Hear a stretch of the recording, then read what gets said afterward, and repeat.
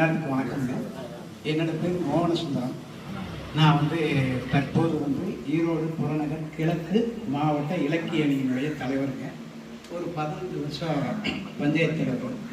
என்னை 1995 நம்ம தலைவர்களாக வந்து சிறுக்கழிஞ்சி பஞ்சாயத்து தலைவருங்க. 1995 அந்த தேர்தல் வரும்போது, உள்ளாட்சி தேர்தல் வரும்போது கட்சி சார்பில் நடத்துகிறதா இருந்தது.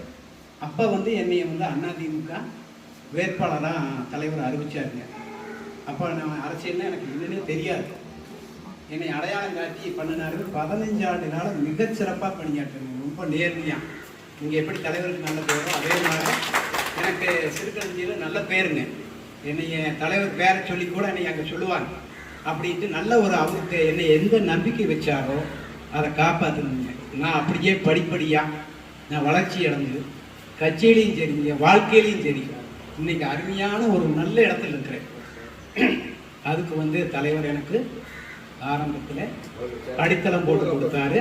நான் வந்து என்னுடைய விசுவாசத்தால் தலைவர்களுடைய வழிகாட்டுதலின்படியும் நான் வந்து படிப்படியாக வளர்ந்து இன்னைக்கு நல்லா இருக்கேன்.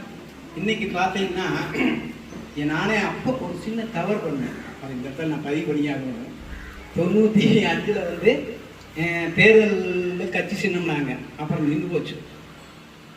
அப்போ கிடையாது, தேர்தல் நின்று போச்சு. 1996 நடந்தது சுயேட்சை சின்னம். அப்போ நான் சுயேட்சையை நின்று தலைவர் ஆகிட்டேன். நான் பண்ணின மிகப்பெரிய தவறு என்னன்னா, தலைவர் வந்து சந்திச்சுட்டு தலைவர் ஆனதுக்கு பிறகு தலைவர் காரில் வந்து நான் ஆசீர்வாதம் வாங்காது மிகப்பெரிய தவறுங்க. ஆனால் நான் 96 கடைசியில் எங்கள் சட்டமன்ற உறுப்பினர் ராஜ்குமார் மண்டாடியார் அவங்க அப்பா இறந்துட்டாரு. அங்கே இளவுக்கு போயிருக்கிறேன். நான் நட்பு ரீதியாக தலைவர் வந்து அக்கா 2 பேர் வந்திருக்காங்க. அவர் என்னை அறிமுகப்படுத்தி வைக்கிறாங்க. அதாவது வந்து இவர் வந்து உங்கள் கட்சியினுடைய பஞ்சாயத்து தலைவர் வந்து மிக சிறப்பாக பணியாற்றுறாருங்க.